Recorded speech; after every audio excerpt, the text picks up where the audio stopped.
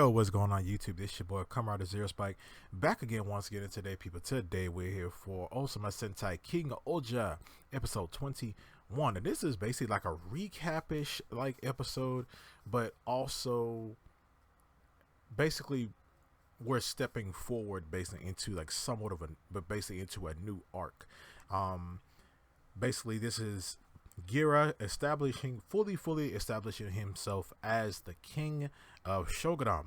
And we also learned some backstory on, well, some more backstory on how the kingdoms were forged and things like that. We actually find out who the name of the first king was, and he is actually like, I guess you could basically say that he's Gira and Raculus's ancestor. Seeing how he still had the same last name as them. He was a Hasti.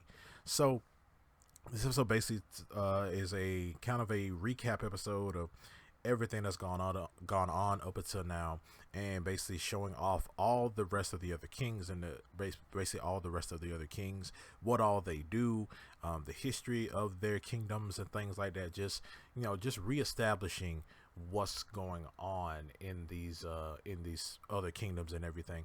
And we kind of started off in like a flash forward into it, showing Gira fighting King-Ohger and a bunch of Bugnaraka grunts or whatever. And in this, it's like a part one to the fight with King-Ohger. But in this episode, we see that the rest of the kings are trying to establish Gira as the original king, and they basically test him on a bunch of things that he is they basically test him, his knowledge on all the other different kingdoms and on all the other different kingdoms and what these kingdoms do. And when he's asking them these questions and things like they're asking him these questions and things like that, if he loses or gets the question wrong, then he has to abide by a stipulation that they bring up, which is like, oh, if I win, then I end up controlling all the shoe gods or whatever. So we're getting ownership of all the shoe gods. So he goes through these different trials with everyone, and he goes through a thing with Yanma, and Yanma basically has him go to like a lie detector or a question type test, to where he asks him who was the first like shoe god that he ever worked on, or who's the only shoe god that he works on. He basically says that, hey, it's Tombo, it's your Zord and whatever. He's like, nah, it's all of them, all of the shoe gods I worked on, and all the shoe gods I actually know how they work, and I got them running and stuff like that. But they do bring up the whole Gira being able to talk to shoe gods thing, and he tells him that I still don't know how your freaky little power works. Then he does Himeno with Ishibana, and they talk about how Ishibana is one of the most beautiful places, and she basically tells him to play the piano and things like that. But he, just before he gets ready to start, then she's like, nope, you didn't do it good enough, because it was kind of ugly looking. And he does another thing with Daboski, where he had to make food, and he couldn't make then things about it is Daboski kind of cheated, where he just had his subordinates make the food, but they were making it super freaking fast. So yeah, they ended up picking Daboski's food over Gira's food.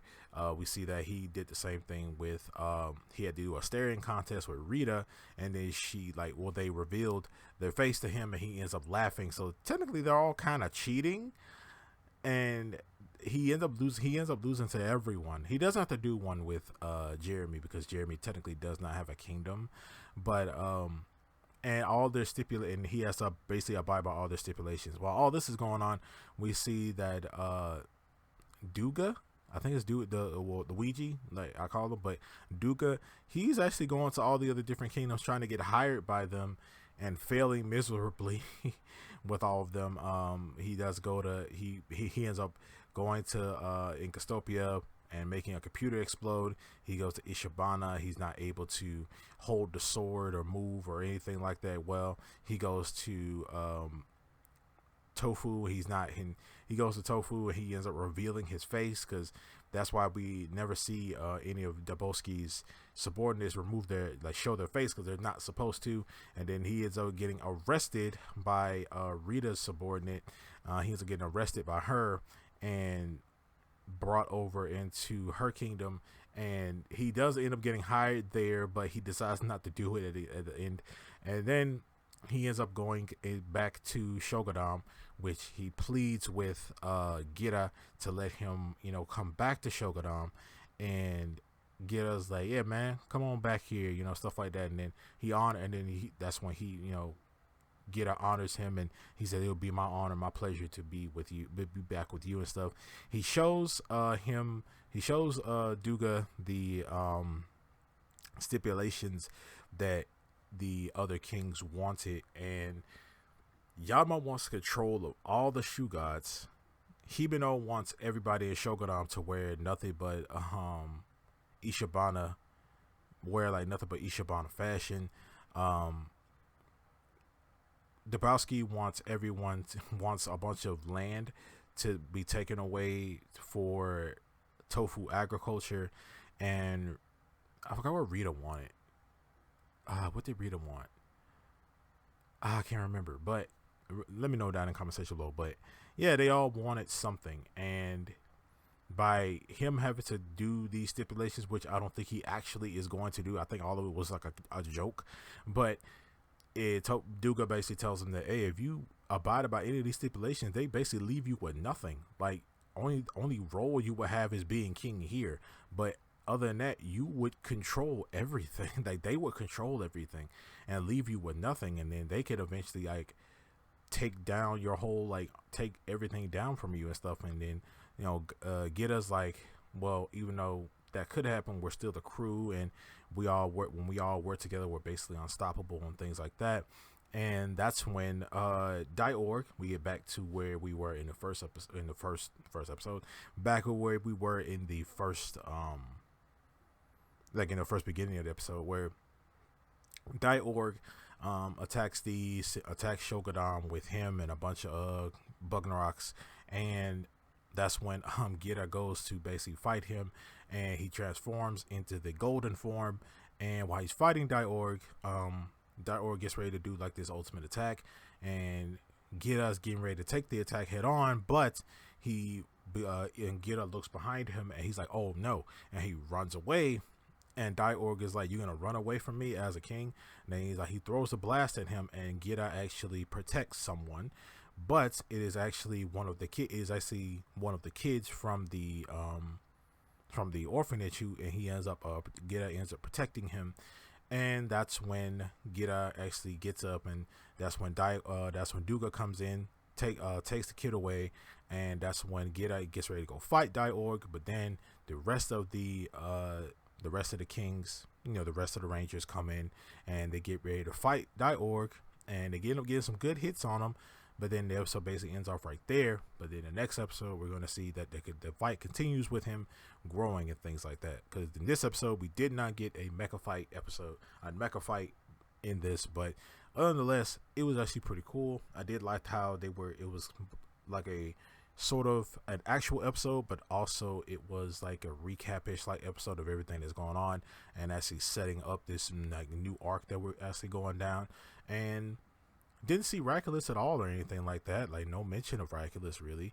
I did like the backstory that we got of the other kings, that basically their ancestors, and how Gira and Raculus's ancestor, his name was Rhinor Hasti, who